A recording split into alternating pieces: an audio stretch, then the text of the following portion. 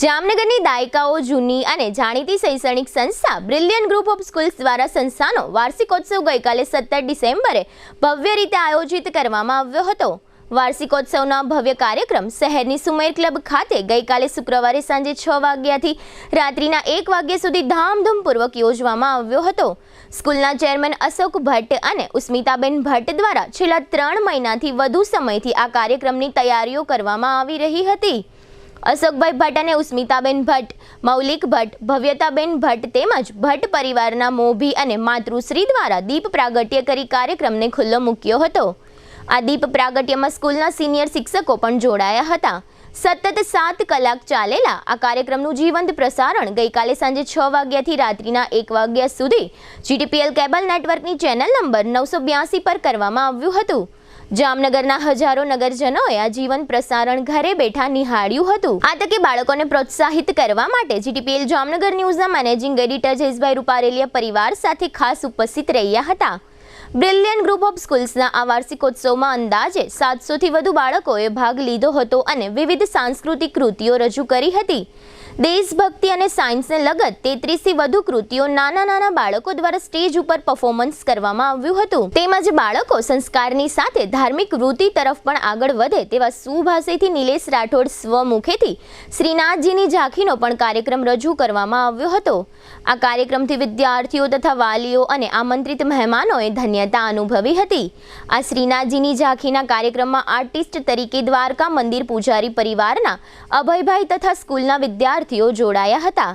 આ શ્રીનાથજીની ઝાંખીના કાર્યક્રમમાં સાક્ષાત દ્વારકાધીશ પધાર્યા હોય તેવું દ્રશ્ય સ્ટેજ પર ખડું થયું હતું। તેમજ સ્ટેજ ઉપર ગોકુળનું પણ એક વિશેષ દ્રશ્ય જોવા મળ્યું હતું। તેમજ સુદામાનું પાત્ર ભજવનાર આર્ટિસ્ટમાં પણ એક નેચરલી સુદામા હોય તેવો ભાવ જોવા મળતો હતો। હાઈ પ્રોફાઇલ અને કોર્પોરેટ લેવલનો આ કાર્યક્રમ નિહાળીને બાળકોના વાલીઓ ખૂબ જ પ્રભાવિત થયા હતા। સાઉન્ડ સિસ્ટમ અને લાઇટિંગ, વિડીયોગ્રાફી તેમજ LED સ્ક્રીન તથા વિશાળ સ્ટેજની પણ ઉપસ્થિત મહેમાનોએ પ્રશંસા કરી હતી। ખાસ કરીને આ કાર્યક્રમમાં મુંબઈના પ્રોફેશનલી એન્કરની પણ વાલીઓએ વિશેષ નોંધ લીધી હતી। ભારે ઠંડીમાં સ્ટેજ ઉપરથી આ સમગ્ર લાઈવ કાર્યક્રમ જોઈને વાલીઓ બ્રિલિયન્ટ સ્કૂલના મેનેજમેન્ટની પણ ભારે પ્રશંસા કરતા હતા। એક પછી એકથી એક ચડિયાતી કૃતિઓ સ્ટેજ ઉપરથી રજૂ થતી હતી ત્યારે વારંવાર ઉપસ્થિત મહેમાનો તાળીઓથી વધાવતા જોવા મળતા હતા। આ તકે GTPL Jamnagar news managing editor Jayeshbhai Ruparelia પરિવાર દ્વારા બ્રિલિયન્ટ સ્કૂલના સર્વે સવા અશોકભાઈ ભટ્ટ અને ઉસ્મિતાબેન ભટ્ટનું શાલ અને પુષ્પગુચ્છ બુકે આપી જાહેરમાં ભવ્ય સન્માન કરવામાં આવ્યું હતું। બાળકોની કૃતિઓ તૈયાર કરવા માટે સ્પેશિયલ મુંબઈથી કોરિયોગ્રાફરને બોલાવવામાં આવ્યા હતા।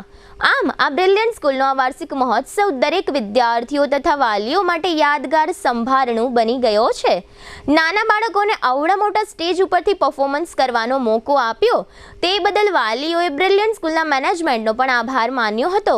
આ કાર્યક્રમને સફળ બનાવવા માટે બ્રિલિયન્ટ સ્કૂલના શિક્ષકોની ટીમે ભારે જહેમત ઉઠાવી હતી। આ તકે બ્રિલિયન્ટ સ્કૂલના એડમિન હેડ હાર્દિક ભાટિયાએ આ કાર્યક્રમ વિશે કેટલીક વિગતો આપી હતી। તેમજ આ કાર્યક્રમના મુખ્ય અંશો પણ અત્રે પ્રસ્તુત છે।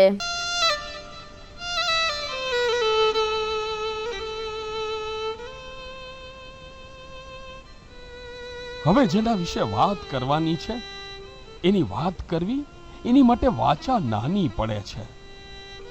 જેના વિશે વાત કરવી, જેનું વર્ણન કરવું, જેની વ્યાખ્યા કરવી મોટા જ્ઞાનીઓ માટે પણ અસંભવ છે। જેના પ્રેમને, જેની કરુણાને ચિતરવા દુનિયાના કોઈ પણ ચિત્રકારની પીછી ટૂંકી પડે। એક અક્ષરના શબ્દ આગળ દુનિયાના બધા વાંગમય ટૂંકા પડે।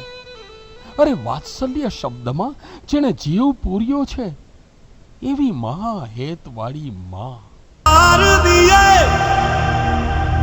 अंगारों में जिस्म जलाया है तब जाके कहीं हमने सर पे ये केसरी रंग सजाया है।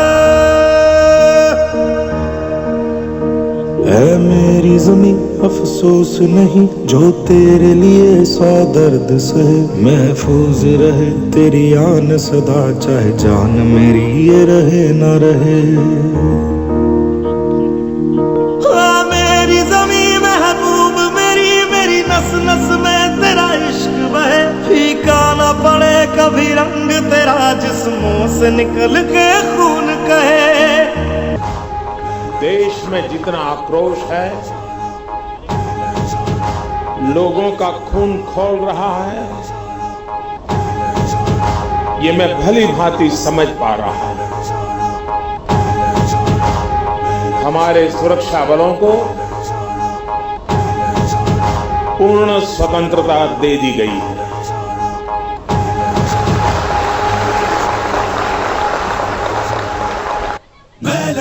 मैं लड़ जाना है लहू में एक चिंगारी, सिद्ध से जुनू तक है जाना, हर कतरा बोल रहा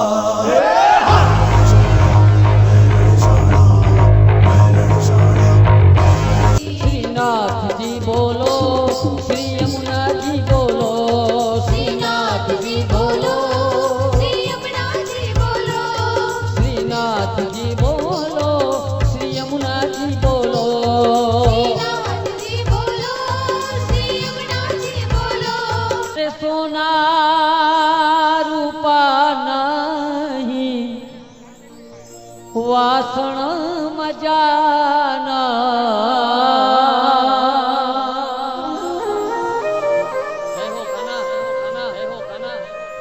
अरे सोना रूपा नहीं वासण मजाना,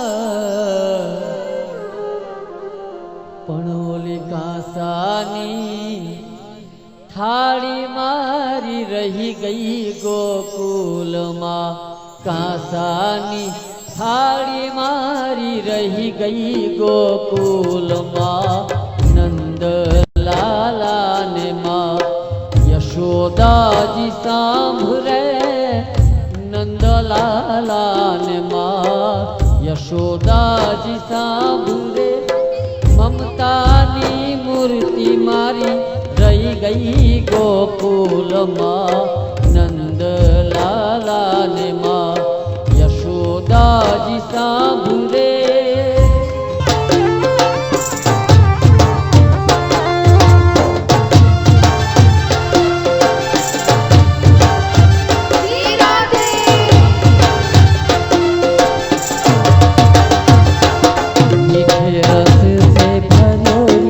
राधा रानी लागे, महारानी लागे, मन कारो कारो यमुना जीरो पानी लागे, मीठे रस से भरोरी राधा रानी लागे, श्री राधा रानी लागे, जय हो कारो यमुना जीरो पानी लागे, हाँ मन कारो कारो यमुना जीरो पानी लागे।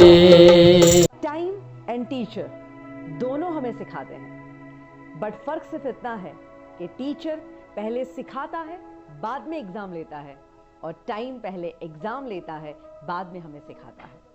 एक साल की वैल्यू अगर आपको जाननी है तो उस स्टूडेंट से पूछो जो एक साल फेल होके घर पे बैठा है। अगर एक महीने की वैल्यू जाननी है तो उस माँ को पूछो जिसने आखिरी महीने में अपने बच्चे को गंवा दिया है। अगर एक मिनट की वैल्यू जाननी है तो उस मुसाफिर से बात करो जिसने एक मिनट के गैप की वजह से अपना ट्रेन, अपना फ्लाइट, अपना बस मिस कर दिया है। एक सेकंड की वैल्यू जाननी है तो उस इंसान से पूछो जिसका एक्सीडेंट होते होते एक सेकंड के लिए रह गया है। एंड अगर एक मिली सेकंड की वैल्यू जाननी है तो उस ओलंपिक के खिलाड़ी से पूछो जो एक मिली सेकंड की वजह से अपना मेडल चूक गया है। इसीलिए तो कहते हैं time is the most valuable thing in our life. आज रोज अमारी शाळानो वार्षिकोत्सव जामनगरना सुमेर क्लब खाते उजवाई गयो, जेमां गुजराती माध्यम અને અંગ્રેજી માધ્યમના નર્સરીથી લઈ ધોરણ 12 સાયન્સ કોમર્સના અંદાજે 700 જેટલા વિદ્યાર્થીઓએ હર્ષભેર ભાગ લીધેલ। સામાજિક મુદ્દાઓ જેમ કે આજકાલના બાળકોમાં મોબાઈલનો વધુ પડતો ઉપયોગ, સોશિયલ મીડિયાનો ઉપયોગ, અભ્યાસ પ્રત્યે થોડીક બેદરકારી, માતા પિતા પ્રત્યેનો જે પ્રેમ વધે એ માટેના સદ્ગુણોનો વિકાસ, દેશ પ્રેમ વધે એ માટે દેશભક્તિના ગીતો અને નાટકો, ઇન્ડિયન આર્મી પ્રત્યે ગૌરવ વધે, દેશના સપૂતો જેમ કે અબ્દુલ કલામ જેવા સપૂતોના જીવનમાંથી તેઓ કંઈક શીખે, આવા સદ્ગુણોનો વિકાસ થાય બાળકોમાં નિર્ભયતા આવે, એટલે કે જે સ્ટેજ ફિયર છે, સ્ટેજ પર આવીને પરફોર્મ કરવું, એ જે ગુણ છે એનામાં વિકાસ થાય. આ બધા પ્રયત્નો અમારા શાળાના ટ્રસ્ટી શ્રી અશોકભાઈ ભટ્ટ દ્વારા કરવામાં આવેલ. આ માટે એમણે અમદાવાદના અને મુંબઈના જાણીતા કોરિયોગ્રાફરની મદદ લીધેલ. મુંબઈથી આ કાર્યક્રમને યાદગાર બનાવવા માટે એન્કરને બોલાવવામાં આવેલ. અમારો એક નમ્ર પ્રયાસ હતો કે આજના બાળકોમાં આ જે દૂષણો છે એ દૂર થાય, વાલીઓ પ્રત્યે એ લોકો એમના જે કાંઈ ગોલ છે એ અચીવ કરવા માટે થોડી મહેનત કરે, અભ્યાસ પ્રત્યે જાગૃત બને, માતા પ્રત્યે એમનો ભાવ જાગે. આ બધા ગુણોનો વિકાસ થાય એ માટેનો અમારો એક નમ્ર પ્રયાસ હતો અને મને ખાતરી છે આ પ્રયાસમાં અમે ચોક્કસપણે સફળ થયા છીએ.